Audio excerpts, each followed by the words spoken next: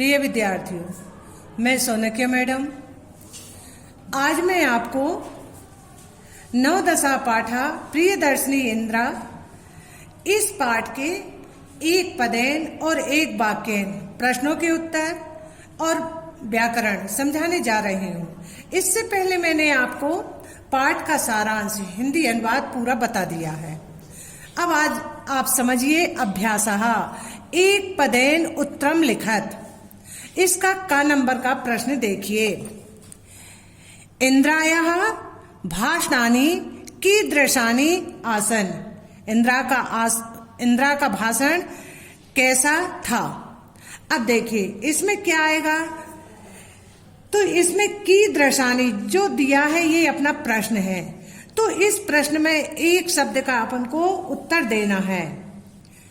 ऊर्जस्व लानी, क्या आएगा इसके स्थान पर, ऊर्जस्व लानी।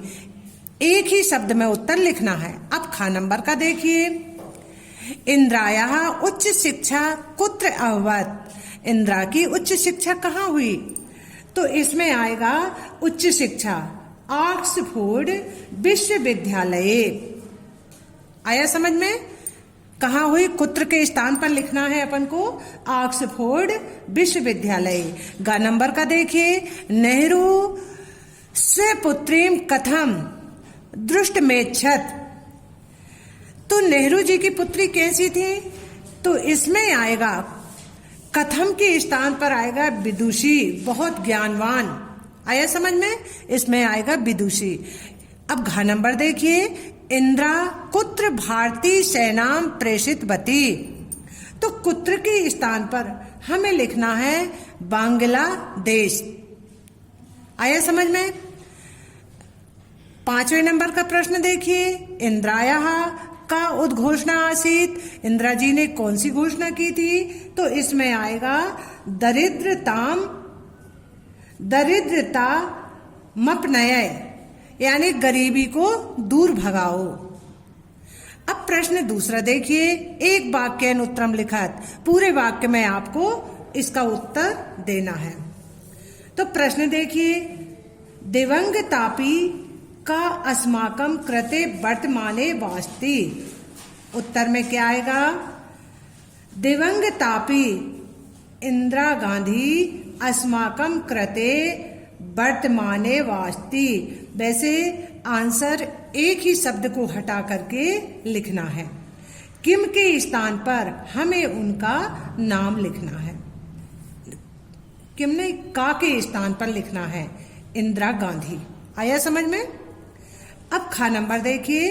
इंद्रायाः जन्म कदा अभवत्। इंदिरा का जन्म कब हुआ था, तो इसमें आएगा इंद्रायाः जन्म 1917 तमे ख्रीष्टाब्दे अभवत्। इंदिरा जी का जन्म सन 1917 में हुआ था। ग नंबर देखिए। इंद्रायाः जन्म कुत्र अभवत्। इंदिरा का जन्म कहाँ हुआ था, तो कुत्र के स्थान, पूरा वाक्य लिखना है पर कुत्र के स्थान पर यह बदल जाएगा। इंद्रायाः जन्म प्रयाग नगरे अभवत्। घ नंबर का प्रश्न देखिए। जवाहरलाल नेहरू किम कुर्वन् कारागारम अगच्छत्। जवाहरलाल नेहरू आंदोलनम कुर्वन् कारागार अगच्छत्। आया समझ में। अब आगे का प्रश्न देखिए। इंदिरा समाधि स्थलम केन नामना प्रसिद्ध अस्ति। इंदिरा जी की समाधि किस नाम से प्रसिद्ध है, तो देखिए इंदिरायाः समाधि स्थलम शक्ति स्थल मिति नामना प्रसिद्ध अस्ति। इंदिरा जी की समाधि शक्ति स्थल के नाम से प्रसिद्ध है। आया समझ में। अब प्रश्न तीसरा देखिए। रिक्त स्थानों की पूर्ति करना है उचित शब्द लेकर के। शब्द इसमें दिए नहीं है, तो हमको अपने पाठ से ढूंढ करके लिखना है। खाली स्थान। इंदिरायाः पिता आसीत। तो इंदिरा जी के पिता का क्या नाम था, जवाहरलाल नेहरू इंदिरायाः पिता आसीत। उसके बाद देखिए। सर्वे खाली स्थान तत्र गच्छन्। सर्वे राष्ट्रीयाः नेताः। तत्रा गच्छन, सभी राष्ट्रीय नेता उनके घर आते थे।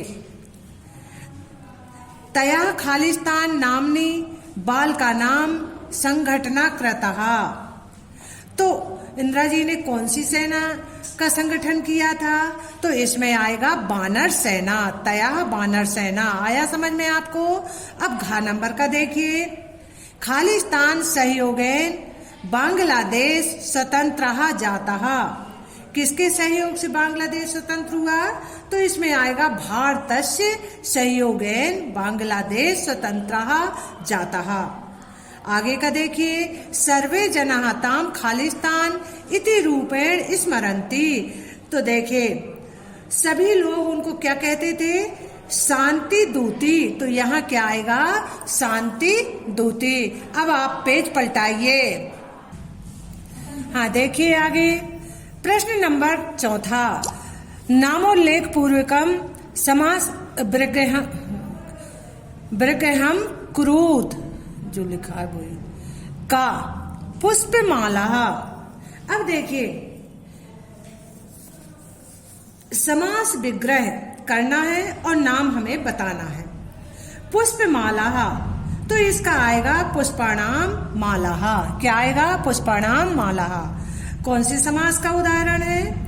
तत्पुरुष समास, षष्ठी तत्पुरुष। आया समझ में? खा नंबर का देखिए, देश भक्ते है, देशस्य भक्ते है। तो आपको बताया था अस्य किस में जुड़ता है? षष्ठी विभक्ति में जुड़ता है।